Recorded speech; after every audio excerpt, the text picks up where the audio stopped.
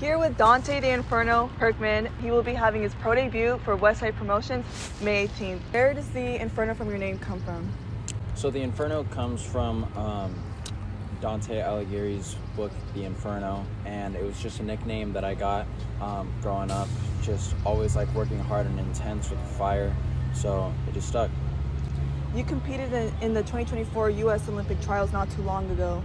What do you feel like you learned from that experience? I know you held off on taking some professional offers before going into those high competitions, but what do you feel like you gained from that experience, and what did you learn about yourself through that?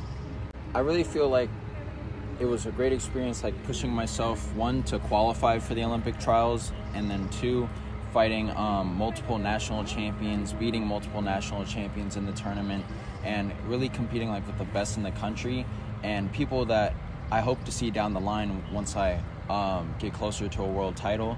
So it's really great just like getting the experience of fighting like the best of the best and pushing myself to the limits as well. And reading up on you beforehand, you're extremely gifted in creative writing. I know you were featured in the New York Times a couple times for it. What do you feel like writing does for you, and how do you feel like it affects your boxing skills? Well, so I feel like the arts in general are very closely related to boxing. Throughout the years, we've had people like Muhammad Ali who spoke poetry before and after fights, but as part of my other art, I do a lot of photography, a lot of painting, and so in that, analyzing boxing through an artist's eye, I think has been very helpful for me, noticing the small details and also appreciating boxing for what it really is. A lot of people just think boxing is just brute strength, like no smarts at all, but it really is like a really beautiful sport, a lot like dancing, and I really want to highlight that. Boxing takes extreme dedication and discipline. It's not every day you see a boxer also pursuing an education with that. What does your training schedule look like, and is that hard for you to manage at all?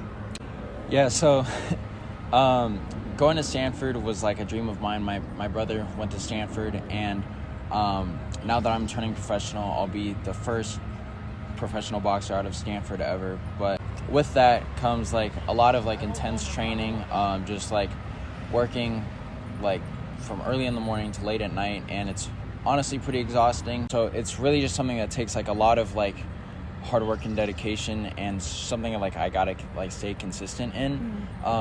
I'm thankful enough to be supported by like my mom and dad, my brother, and my coach Eddie, who helps plan my training schedule and make sure that like I'm always right, like mentally and physically.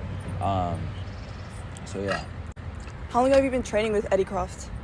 I've been boxing for 12 years, and all 12 years has been with Eddie. What brought me to Eddie is Eddie was a former professional. He fought a lot of great fighters, and he has a lot of great experience. He's been a part of a lot of pro camps. He used to help out Andre Ward over in Hayward, which is the highest level it can get. So I've learned a lot from him, and I'm very appreciative of him, that he was able to really feed my hunger for knowledge, and I've been able to compliment him as well in showcasing his coaching abilities. And how much of an impact would you say your parents' support does for you, not only also attending Stanford, but also pursuing the professional sport of boxing? Yeah, so my parents' support has been amazing. My dad was an amateur fighter, and he's really like who introduced me to the sport.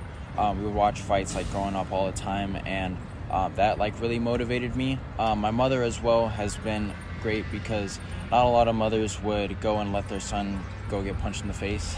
But like she's been very supportive, making sure that I kept my academics up, and also supporting my decisions to also put boxing first. Was your mom actually was she ever hesitant at all whenever you first started, or like ever worried about your first starting out in the so she was never concerned about my boxing journey. She really just wanted to make sure I kept my academics up. I played a lot of sports growing up. I played football, basketball, track, soccer, basically everything. And she was like, whatever you want to do, just put your all into it. My dad said the same thing, and so I put my all into boxing.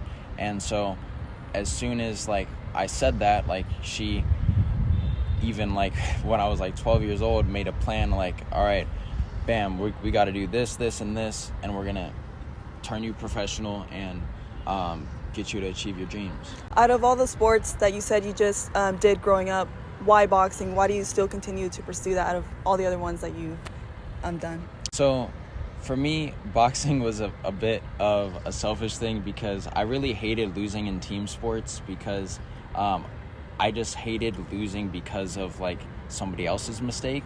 I could at least like live with like losing in boxing because it was like something that I did. It's not really like something you can hide from. It's always either like you did this or that. And so it was really something that started out like that. And then once I realized like how beautiful boxing can get and how complex it can get, I really just started to get like a real hunger for the knowledge of like how I can grow my boxing IQ and continue to grow.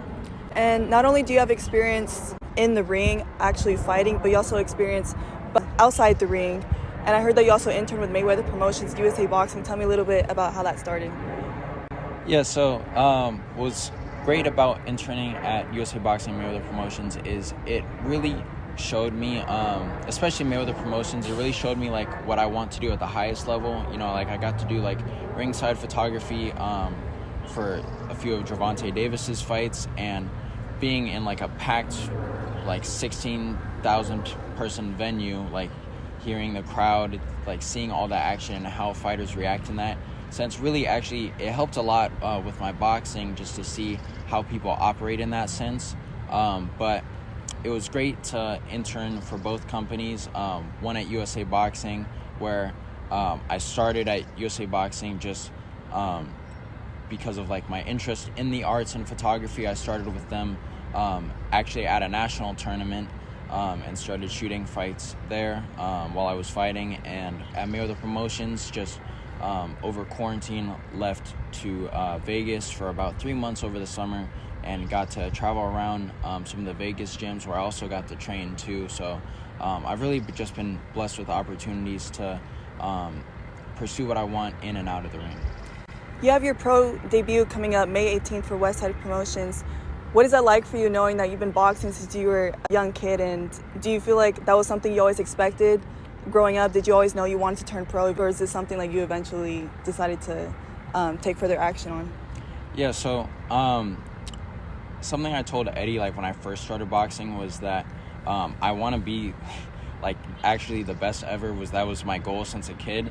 And so I always knew that I wanted to turn pro. And so now that it's finally coming, I want to like give a big thank you to Westside Promotions for giving me a platform to be able to express my boxing abilities. So I'm very thankful for that.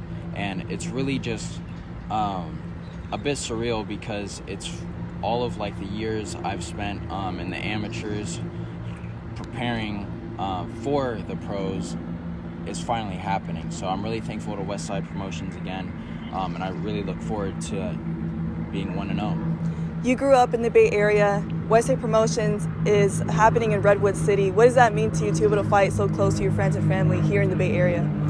It's great. I never actually thought I would fight so close. This is probably the closest it's going to get, unless if I fought at Stanford or something. But so I'm very thankful that I can start my pro career here in the Bay Area, and I really look forward to like building a Bay Area fan base, bringing people from Stanford, bringing people from Palo Alto, East Palo Alto, San Mateo, wherever. Everybody who's like watched me over the years can finally see me right here, and they have no excuses. This is as close as it gets. So really look forward to it. You've been boxing since you were 10 years old. What would you say is the biggest lesson that you've learned from boxing? The biggest lesson that I've learned from boxing is something actually my dad implemented in my mind, which was that anything like you want to do in life, you can do. My dad used to say, like, as if somebody's got 2 arms or 2 legs just like you could do it too. And so with boxing, like growing up, I was like real small kid, not very athletic. I used to be like really slow in my punches and stuff, and but over time, just with like continued like dedication to the sport, continued practice, and just like never giving up, eventually things came to fruition. And so I was very thankful to continue my journey. And yeah. Were there any hardships or any injuries that you had to overcome throughout your whole boxing career? Yeah, so I had a decent amount of injuries when I was younger, and those were like very humbling experiences where like mid-fight at like a national tournament, I had a minor tear on my elbow. When I was 13, I fought in the silver gloves with one hand because I fractured my thumb. But like all of those things were like very humbling because I would take time away to heal, but never to rest my mind from the sport. I would always study my favorite fighters that Eddie or my dad wanted me to study. And in all of those moments, even if they had to be for like a month at a time, just reflecting and meditating on what I want to do in this sport and how I can grow. Make sure you guys stay tuned for Dante the Inferno Kirkman on May 18th for Westside Promotions.